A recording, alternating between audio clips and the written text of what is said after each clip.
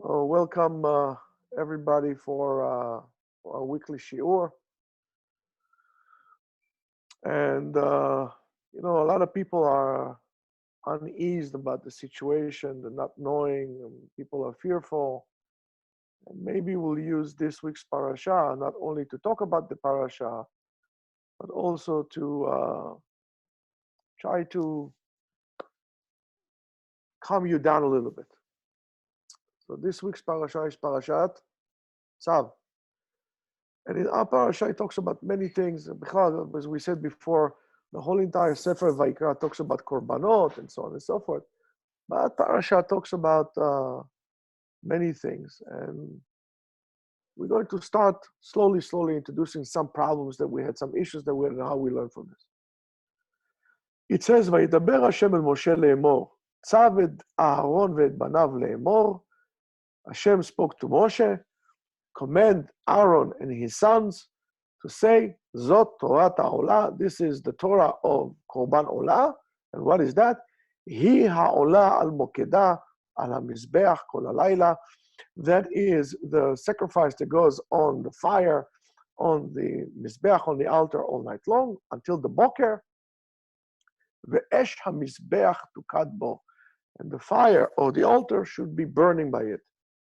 Then it says, ולבש הכהן מידו בד, ומכנסי בד ילבש על בשרו, וירים את הדשן אשר תאכל האש את העולה על המזבח, ושמו אצל המזבח. Excuse me. And the Kohen should wear certain clothing, and he should pick up the deshen, which is, we'll see exactly what the deshen is, which was burning all night, and then you should put it by the mizbeach.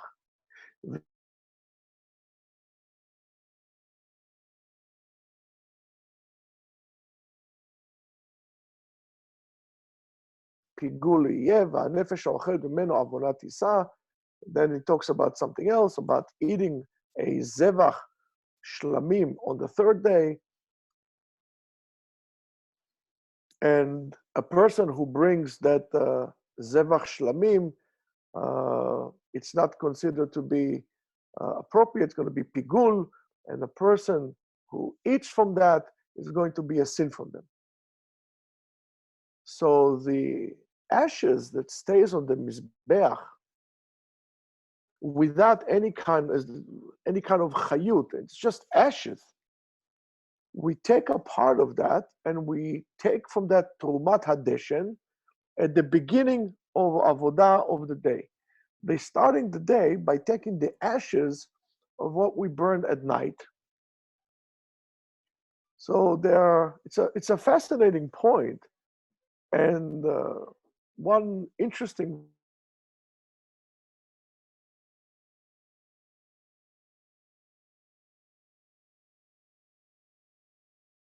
hint or parallel to a very specific type of a person.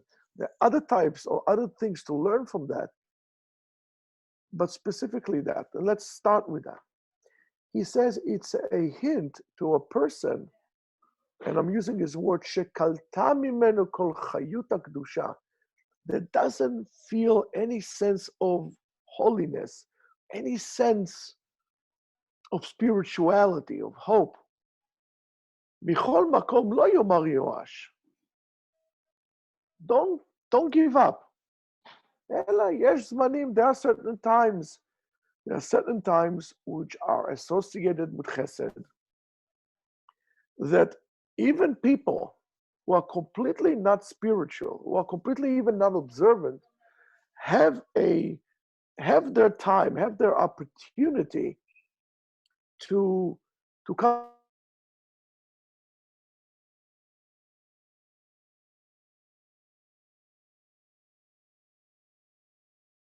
Chesed really rules the world, or there's an excess chesed in the world.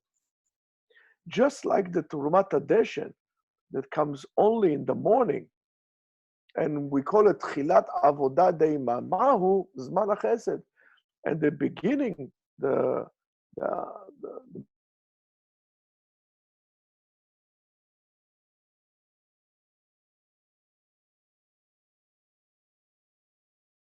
type of avodot that the avodah of the Tamid is going to change from, it's going to be anything different between when we do the Tamid in the morning or we do the Tamid in the afternoon. And he says, ואפילו שני גזירים הם, נמי בתמיד שבין הארבעים, אלא על ידי שני כהנים. He says, but Trumat HaDeshen doesn't come only in the morning. Only in the morning. And that is the time when the Chasadim control, and not during the time of at night, that is the time of din, of judgment. Sha'ata de dinah, he calls it. That's why we bring 2 logs of wood. He says, here too, ken nami la'anashim ka'ele. There are certain people like that as well.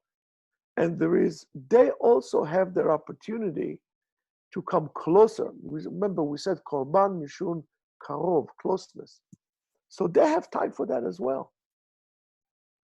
The Shem Mishmuel explained that there is great importance for this kind of avodah that is going to do specifically in the morning, when it's the time of the chesed, and not at night, it's the time of the din. The important is that this avodah, the Trumat HaDeshen, really hints or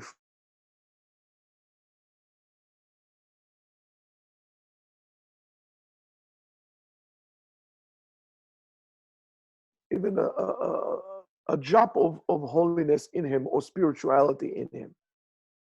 To a person like this, which he is compared to, the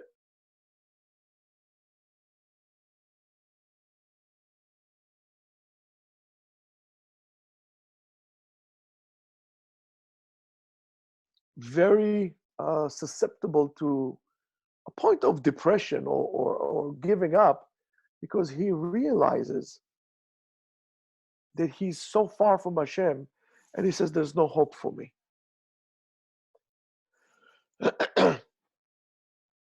That message of Trumat HaDeshen is in the morning, in the time of Chesed, there is time and place, even for people like this, to come closer to Hashem. But we need to take opportunity. We need to take advantage of time like this. And it's something that we need to think about. Now, let's stop 1 second when we talk about the situation today. You know, I don't know, nobody knows why we experiencing that, what's the reason for that. But sometimes Jews feel that they're so far away from even bringing themselves to shul. They would like to pray, but they can't, because for them to go to shul is far. Maybe HaKadosh Baruch Hu is telling us also, not for us, for them. We're all going to pray at home now. Maybe if we would have the sechel to call these people on board, they'll come and join us to our tefillah in Bet HaKnesset when we can, and really hopefully soon. So the Shem Mishmuel refers to, as we said, that there are special times for chesed. And when is that? It says, and I'm quoting, "Uveyoteru bayamim ha'elu she'uzman shlitat ha'chasadim," especially during this time of the year when chesed is more dominant in the world. So if we're going to look at what we're doing today, what we're experiencing today, we might get confused, but maybe we need to look different or deeper. Now, what does the Shem Mishmuel means? Which days? So the Shem Mishmuel refers to what we call Yemei Pesach, the days of the Pesach. That sermon was set on the year Tafresh Pei, and it was on Shabbat of Parashat Tzav, that also, like we have now, it's going to be Shabbat Agadol. And his drasha, the Shem Mishmuel explained, according to Midrash of Chazal, the poor state of affair of Bnei Israel in Mitzrayim.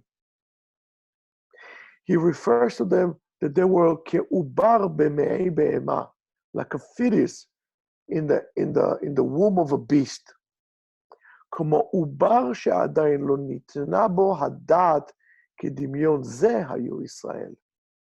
Like an embryo that doesn't have any kind of intellect of its own yet. That's how the Jews were in Mitzrayim. This is all as a result of what we call kochot harash in Mitzrayim, the evil forces of Egypt that really confused the ideas, the purity of their thoughts. Bnei Israel became very confused by that. As he says, ne'edra mehem hashpa'at hasechel. The influence of intellect, of sechel, of wisdom, was taken away from them, and it was missing in the way they were making daily decisions. But because they were willing to be moser nefesh, to really sacrifice, and to do almost the unthinkable, and to bring the Korban Pesach, that situation changed. Again, the last few years, Jewish community went through many different transformations as a result of transformation that society had gone with. And we became confused. Maybe we also need here a little bit of mesirut nefesh, of a dedication. Now also at this point, I would like to, first of all, dedicate, who am I, but we don't know, to dedicate those divrei Torah to all those people, Jews and non-Jews alike, who are sick. Everybody should have refuah shlema, everybody should be healthy, and should not have any suffering in terms of parnasa and sorrow and so on. I also would like to dedicate this shiur to a person that I simply have no words to say. Takes my breath away, and it's Chaya Rachel Batzara, our dear friend, who is being. I just don't have any words to say, and I just thank her very much. So, therefore, we could also learn from what the Shem Shmuel is saying to our generation now, that also for further generation, the issue of Shabbat Agadol that they get when they read Parashat HaChodesh, and we would have read Parashat HaChodesh this week, we should be able to come out from this kind of dead body of confusion to revival. And we need to get our feet to do what we need to do. And even a person that was at the lowest level, even a person who is a Rasha, is a wicked man, doesn't keep Torah mitzvot, says terrible thing, that Rashaim b'chayim nikraim metim, that wicked people in their lives are called dead. They also have the ability, through the power of tshuva, of repentance, to become alive, to experience their own tchiyat hametim. Tchiyat hametim is not necessarily just the resurrection of the dead. It also refers to the process of tshuva, when a person changes himself from a rasha to a tzaddik. And the zchut, especially of Yaakov and Yosef, and we'll see why, really helps him from that. And the Shem Shmuel continue in explaining also why Dafka on Shabbat Agadol it's called, and so on and so forth, this great miracle, and not the 10th of Nisan, the day in which they took the lamb for the Korban. And he really attaches this to the zchut of Yaakov and Yosef. And if you want to look further, look at what the Shem Shmuel says over there. But if we're going to look about the time, I only want to focus on the time that we had. Even for a person who is so far away and is the level of ashes, even a person like this should know that he should not give up, because it's a special time of chasadim. Even a person can change. Even a congregation can change. A group of people can change. Now, the mitzvah of Ramat Doshen was done in the morning, at dawn actually. Before they would bring Korban Tamid of the morning. The Kohen used to take some of the ashes and the remnants of the Korbanot that were burning, and they would put it in the Azara near the Mizbeach. And we need to understand why Dafka the Torah called this action, and the Torah says, Zot Torah Ta'olah. That's the din of the Torah. Why is that so much more superior than the whole entire Korbanot? And why are the Kohanim, and we know the story because we learned the Gemara, what the Kohanim were racing, who is going to get first on the ramp to get it? Why can we? What's the meaning of this mitzvah? Why can we start the beginning of the day without picking up the ashes from the day before? So we could try to explain that maybe Trumat Hadeshen, another way to explain it, that the job of Trumat Hadeshen is really to connect between night and day.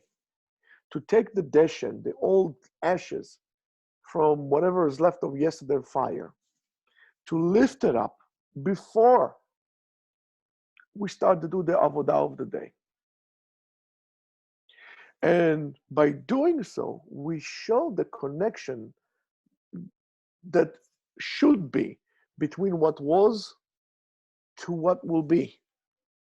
You cannot start the avodah, the sacrifice or the ceremonies of the day without Trumat Hadeshen. In other words, without expressing and acknowledging the connection between the past and the future, to teach us that it's all one continuous thing. It's not a circle that comes around, but rather one continuous act from beginning to an end. We need to understand that we all are piled up for, and we spoke about it when we learned a little bit about the Kabbalah and the Aris Kabbalah, that we all constituted from layers upon layers upon layers of so many different things and so many aspects and facets. Sometimes they're confusing. We have a body that functions in this physical world. We have an emotion, a system of emotions and abilities to think, to feel. And above those layers, there is another layer, which is very, very important. It's called haratzon, the will.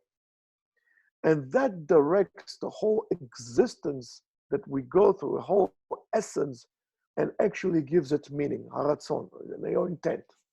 When all these four systems are really connected in a direct line, without twist and turn, direct line, one against the other, when we want, when we feel, when we think, our actions themselves are going to be one. They're not going to have,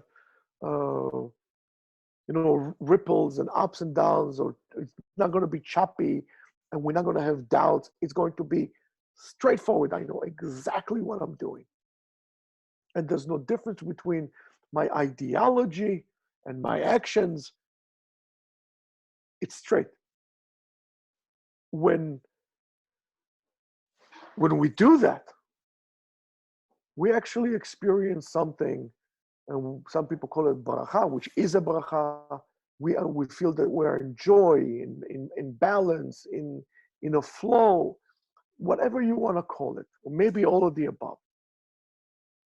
But when one of those systems is not exactly aligned in its pace, in its direction to the others, all of a sudden it's squishing a little bit. It's not flowing. and there is pain, and there is suffering, and there is frustration. And it might be that what we are going through right now in such a great scale is because we did not align ourselves. When we say one thing and we did the other. When we give advice to people that we ourselves were never thought to keep. As we do say in the Vidur in Yom Kippurim. I told you this sometimes when almost all the time when I read that, it startles me. That paragraph, and I told you this, when we say, okay, when we made mutar, when we allowed whatever God told us, it's asur. Okay, I understand. I have to make tshuva for that. But what I made asur to what was mutar, I also need to make tshuva on that. So that's, and why is that? Because that creates lack of alignment, lack of harmony, and that is a problem. We'll see why. Now, we also spoke about pigul, and that has to do with this. The pigul is, to most part, bring a korban that is not really without the proper kavanah, without the proper intent. So bringing a sacrifice that is not with the proper intent to it makes it repulsive. Rabotai, just like davening without a kavanah is like a body without a neshama, so is us. What is really with the essence of our life? How many times I told you, are they worth it to be called life? Are we doing anything meaningful with our life? Are we actually enjoying what we call life? Do we know what life is? So we do things and they become so unharmonious and so untruthful that it becomes distressful. Are we willing to have life of the desires get closeness to God, the desire to get closest to our society, to ourselves? We have to find meaning in our lives, in our actions. And we must direct our life towards that. That is the beacon that would prevent us from getting lost. Some people see it as having luxury.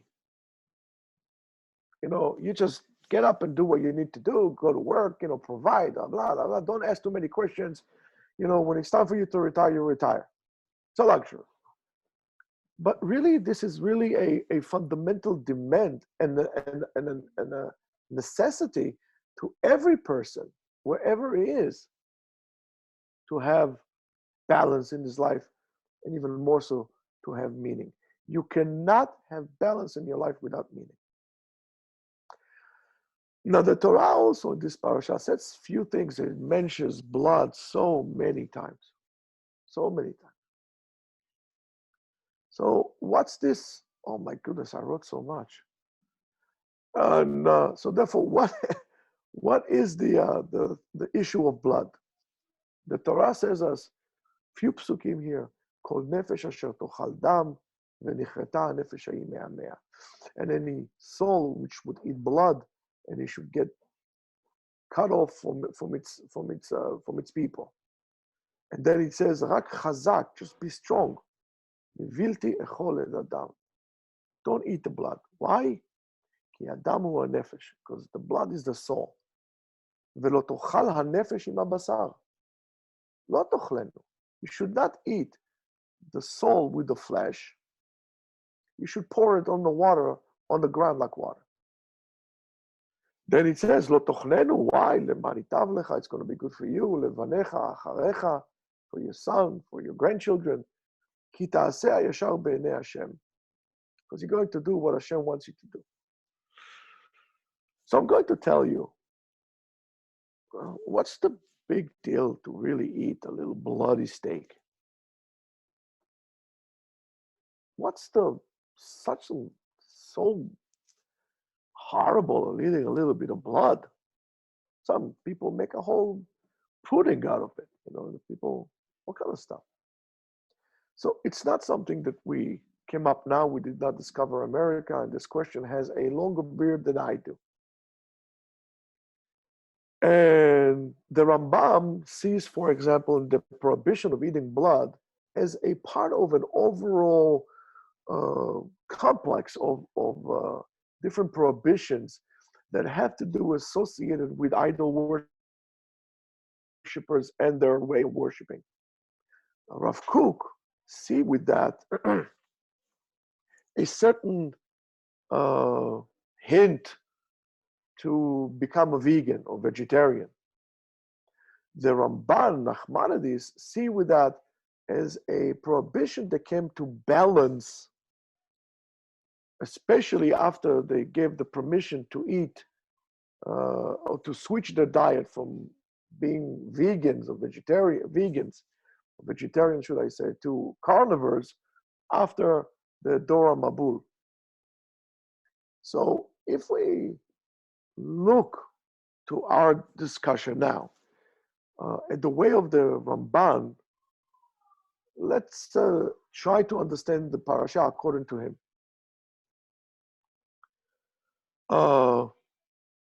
So after the creation of man, HaKadosh Baruch Hu prepared him a diet. I guess God was the first dietitian. And he says to him, listen, Adam, you're going to be a vegan. So he said, okay, vegan it is. So in the way, in the view that the Bible sees things, as we said, the damu and nefesh, the blood is the soul. It also says the nefesh, the soul, is something that is beyond chomer, beyond materialistic reality. Nefesh, the soul. So mankind was allowed to eat the meat, the material, the raw, but he is not allowed to eat the blood because it's the nefesh, chomer v'nefesh. So it seems that the heter of those unification of these two values, in one hand, you're allowed to, and maybe even, listen, I'm a vegan, but maybe even appropriate for men to eat meat.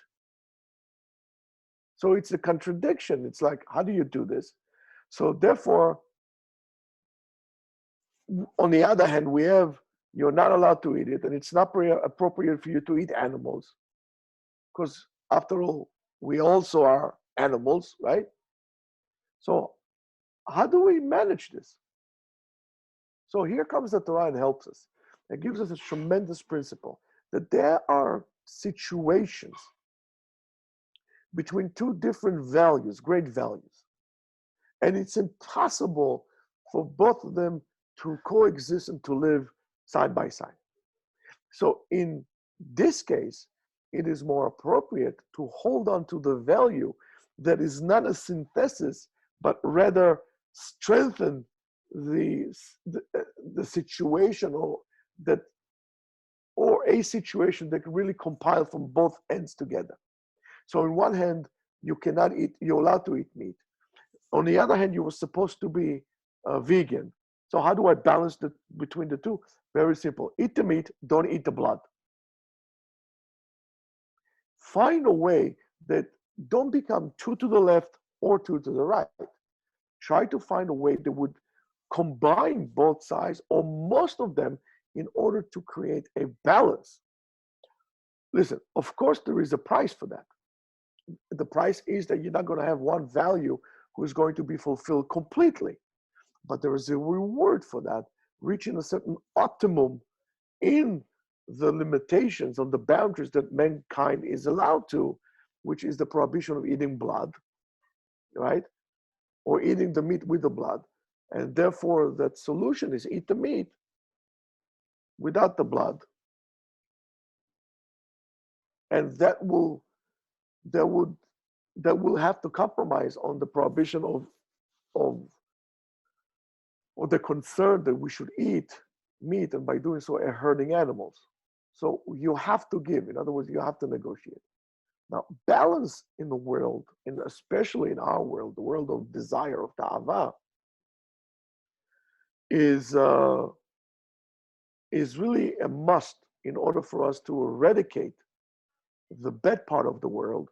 And for us, therefore, the same thing as the blood, to keep the necessity part of the world for it to maintain, to live, in order to create a continuity of life. And a balance in the ideological world, in the logical world even, is a balance that is completely emet, is the whole truth, is truthful, without any kind of a falseness in it, or kind of a compromise in it. And whatever is an obligation regarding to ta'ava, desire, is completely dismissible when it comes to ideology. And maybe this is the reason why the Rambam that taught us, remember the Rambam, the golden path, the Shvil HaZahav, they really educated all of us to create a middle path and a balance in all our ways of life, right? Wrote that in these two midot, two qualities, a person needs to go to the extreme. Ga'ava, arrogance, vikas, anger. And from both of them, we need to go to the extreme. And why is that? Because ga'ava and kas, both of them, both arrogance or pride and anger, both of them are not really qualities of the soul in their root, but rather are logical mistakes that a person is mistaken to think that he could determine the speed and the cause of events in the world. Him and not God. And because of that, he makes those mistakes. He allows himself to get angry. That's the source of ga'ava, of arrogance, pride, and anger. Now, since they are not pure, they're pasul completely. So how do we attach ourselves to the truth altogether? So the Mishnah in Masechet Avot says, Akhavya ben Ma'alael says, look at three things, and therefore you should not do Avera. Know where you came from, know where you're going, and who you're going to stand in front of to give an account for all your actions. So the Mishnah deals with the memory of the past, with attention to the future. But the most difficult part is the connection between the past and the future. Remember what I told you. Before we start the avodah of the day, we have to connect ourselves to something of the past. And the most difficult part is the now, our ability to connect between what was to what will be. And we all know where we came from, and we all know where we're going and what's going to be with us. But the question, how does this and that connects me to where I'm standing now, to the avodah, to the substitute that I have with the sacrifices, to the fact that I am the Kohen and I'm sacrificing and I'm bringing and offering my entity to God instead of a lamb. I need to connect it to the past. And there is a special connection for that, as we said, especially in Leila Seder, the night of the Seder. And Leila Seder is a special time of connecting between the past and the future and the present. It's a night of talking to your kids, and maybe that's why we are all at home now with our kids and our parents, where we tell the kids about what happened when they came out of Mitzrayim, in order to connect them to that heritage of what it was. What will be in the future, we don't know. But we know what we can do, and now is now. So Hillel Zaken, when we say, what do we say Hillel Zaken? Aya korech bePesach. What he used to do in Pesach? Matzah u'maror. He used to say Pesach, matzah u'maror. He used to wrap them all together. The past, the present, and the future. Matzah, to remind us what was in the past, Yetziat Mitzrayim. The Pesach, which is connected to what is going to be, in the future, when we're going to be in Korban Pesach, that's the Pesach, Maro, the bitter herbs, as a memory to the daily bitter reality that we all add, that sometimes, or most of the time, things are not really understood because we are en route. And the one to wraps it together is really Eliyahu Navi. He connects between the past and the future. Eliyahu Navi, which brings the Geulah, he also mentioned in the Haftarah of Shabbat HaGadol, as it says in Malachi, and that's something that we should tell the people to read, is to try to read the Haftarah, which is Malachi, Perek Gimel, where it says there, it's a wonderful, wonderful pasuk, Yeshiv levavot al banim, velev banim al avotam. I remember somebody that was very, very dear and close to me. Some of his children decided at a certain point of their lives that they had enough of this stuff, and they became non-religious. And the neighbor came to call it the patriarch, and he said to him, "You are such a nice person. You're such a religious person. Why wouldn't you rebuke your son and tell him to get his act together?" So he said to him, "Ve'ishiv levavot al banim, ve'lev banim al avotam." When this time will come, I'll be ready. Until Lev, the heart of the sons, will come back to the parents, I'll do my due diligence. I'll bring Lev Avot al Banim. In other words, I need to continuously love my son to allow my son to one day come back to me. His son didn't, but he lived his life like that. And that's, I think, a wonderful thing. The same Eliyahu Hanavi, that knows to connect between the past and the future, that knows to connect between day and night. The same Eliyahu Hanavi that we invite to the Brit, that connects parents to their children. This is the one that we wait for the Leila Seder at the time of the great Chesed, and we expect him to come to connect to us to what was and what will be. The Parashat tells us also that the job of the Kohen is to manage. There's going to be Esh Tamid, an eternal fire burns on the Mizbeach, and it should never be turned off. And Chachamim asked the question: if the Kohen, the priest, symbolizes the Tzad Yamin, the right side, and the fire represents the left side, why does he need to deal with the fire? Why the Kohen needs to deal with the fire? He's right, that's left. But we need to understand that there's two different types of fire. There is a Esh Kodesh, like Matityahu sings. Fire will come to the things of the lion, the shape of the lion. That's Esh Kodesh, right, Avner? Avner never fails. And there is the fire, what we call Esh Zara, a foreign fire.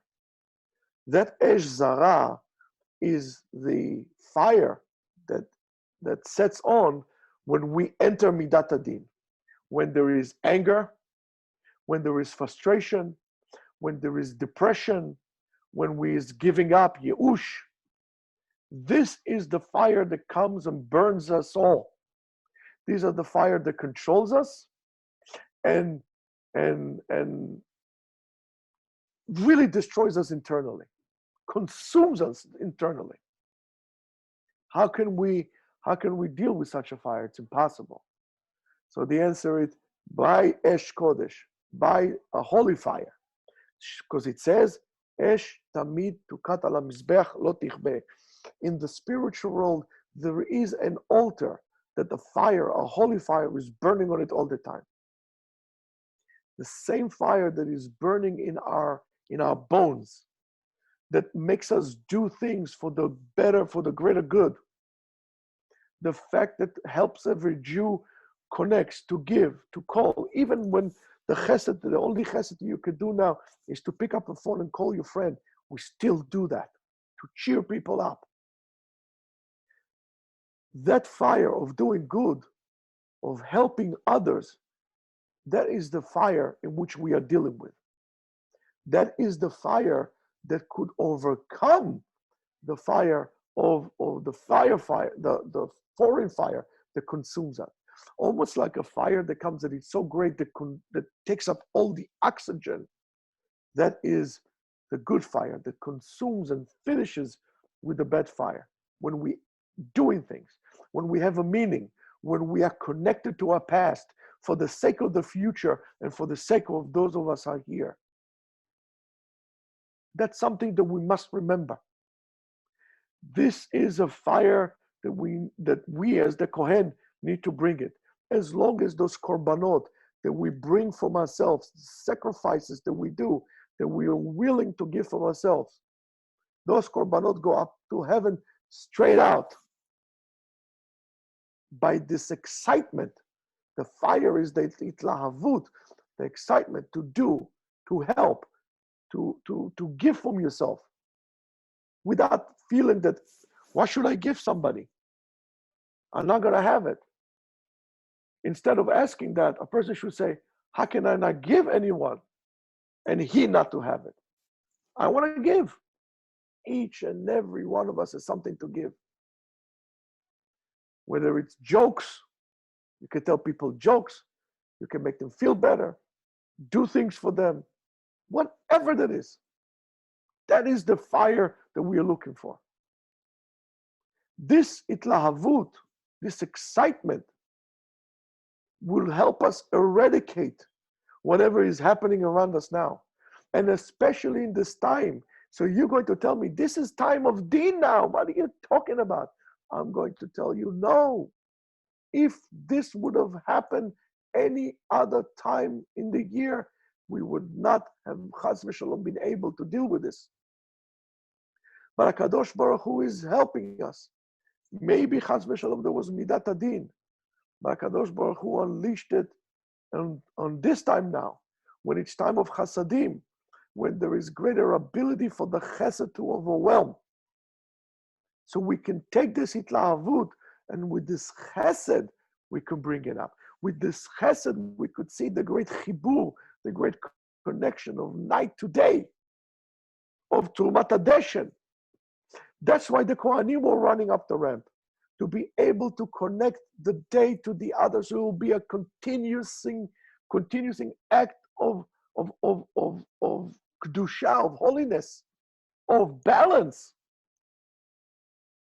This kind of fire lights and shed lights to us and warms us. And that's what we need to understand from now. We should not give up. When you're feeling down, don't wait for somebody to knock on the door and cheer you up. Get up and go cheer somebody else up. Go do something for somebody else. Ask somebody, how can I help you? You can't go out? Chas v'Shalom, you're in quarantine? Not a problem. What do you need? Let me bring it to your house. I'll call you. You open the door and take the stuff in. He'll tell you how I'm going to pay you. Don't worry, we'll make the cheshbon later on. You think Hashem is going to shortchange you? Of course not. But you want to live? You do that. You want to come out of this darkness?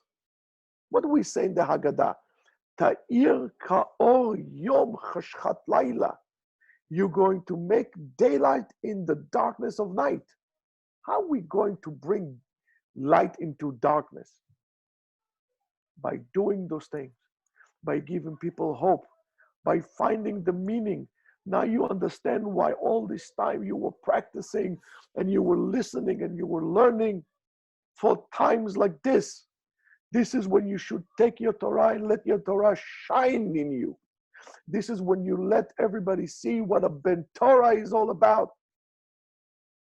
When we obey the laws, when we're being responsible, but along the line, we help people. We should run like the Kohanim up the ramp to do mitzvot, to help people. We must understand that. We should feel during this time and in the Seder, don't feel that you are, oh my goodness, there are not 20 people in my Seder. Imagine there are only 3 people in the Seder. what the other two people did wrong. You should feel the chibur, the connection to everybody that is on your table. Even if you're alone, you should feel the chibur to your parents. Just like the talit of the tchelet, that we don't have the blue, and we always remember that there was blue here because there isn't. So if you cannot celebrate Pesach with your family by the fact that they're not sitting around you, you should actually feel that there is that how important they are to you.